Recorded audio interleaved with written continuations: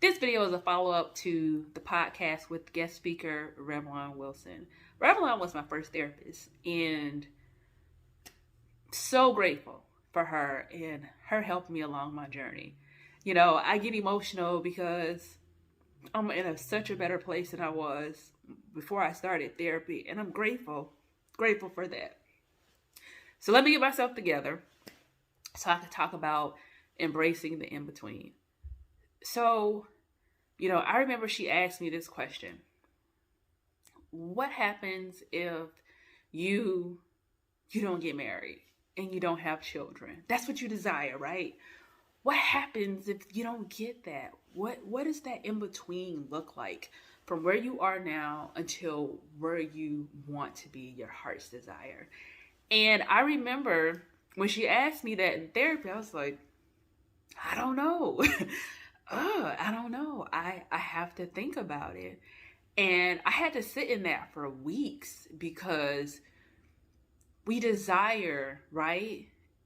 We desire it, and it doesn't just have to be being married. Everybody doesn't want to be married. Everyone doesn't want children. But we have desires of our heart, and you always want to pray and hope for the best that you receive that. But to sit and have to think about, what if that never happens? What does that in between look like? You know, I really had to think about that. And will I allow my life to go into a direction where I would be unhappy and bitter and wait for my husband to come and to have kids? Do I sit idle? And when I came back to her, I said, I've got to do the work to embrace where I am now. So if that did not happen, I can accept it. And it wasn't easy. It took some journaling and a lot of just sitting and thinking on it. But it wasn't to say I'm sitting and thinking on it because I'm going to be so mad if I don't get a husband, I don't get a man. It was just the reality of, you know, I wanted to leave a legacy for the next generation. I wanted to do things different for the next generation.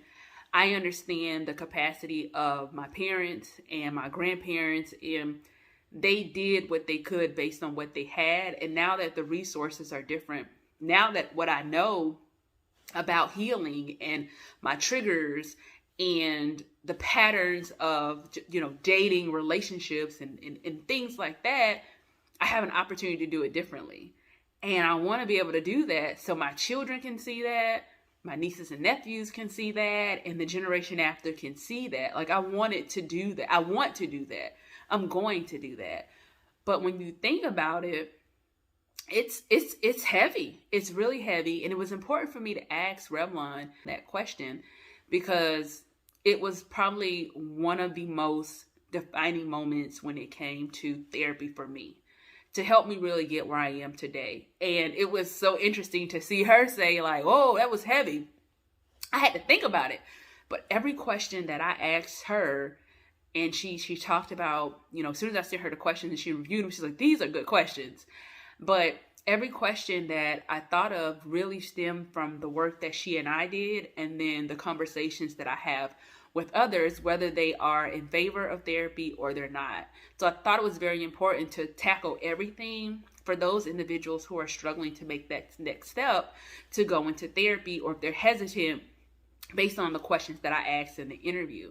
But that in between, if you're a person who desires, you know, a job, to be married, to have children, whatever that is, you know, I don't want to be negative and say it's never going to happen.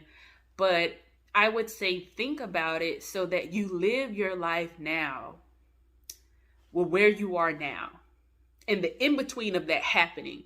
And you don't allow yourself to sit and wait for that to happen to get that goal and do nothing in the middle. I definitely think that the work that I've done over the last 2.5 years, and in the entire 2.5 years, I wasn't in therapy. You know, my first therapist said, you know, I think it's time for you to fly and to take everything that we did and see how it goes for you. Like how, you know, just to grow and do things on your own. And then I eventually started with another therapist But even that time by myself was really, really helpful and beneficial. It helped me get through some things and make some decisions. But everything that I've done over the last 2.5 years has been so impactful to where I am today. And I've been very busy, and I'm more busier now than ever. But I kept myself busy because therapy helped me discover my purpose. And I immediately started picking up and doing some things behind the scenes before I even launched my company. But there were a lot of other things, the pieces of the puzzle that I did, and then I brought it all together. But that is one thing that I really would encourage you to do. Think about where you want to be, your heart's desires, and not waiting for that opportunity or that moment to do something else. If you're waiting to get there, if you're waiting for something, for that to happen, to do something else, think about, can you do it now? Why wait? Why put your life on hold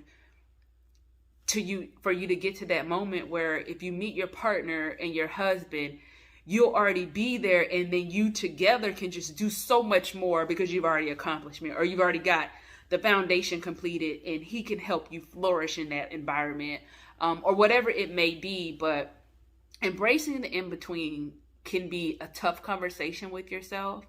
It can require some serious thinking, some journaling, some meditating, maybe even some praying. And again, it's not to be negative, but it's a moment to say, I'm not going to put my life on hold until X happens. I'm going to live my life to the fullest every day. I'm going to live in my purpose. And if I don't know my purpose, then I'm going to take the time to discover my purpose. If you need a life coach, you can go to jessicaridgecoaching.com or find me on mymentor.life. But even that, like, do you need a mentor? Do you need a life coach outside of a therapist to help you discover your purpose and what you're called to be, and starting that? You don't have to wait until you meet a man or a woman to get where you want to be in life or to do certain things. Live now. Reach your goals and set goals now. Accomplish them. Travel. Again, if there's something that you want to do, don't put it on hold until you get to X. Because what happens if you don't get to X? What if X is not in the plan for you? Do you waste your life in hopes of that?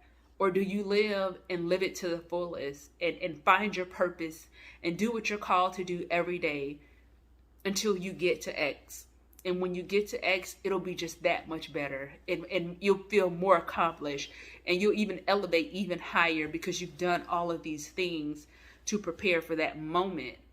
And you'll just rise even better. So I want to come and just have a conversation about embracing in between, a little backstory about it, how it came about in our initial conversation, and the impact that it had on me. I think that was the defining moment of, this is where you are, function as this is where you are. Even though this is where you want to be, this is where you are, this is the in-between.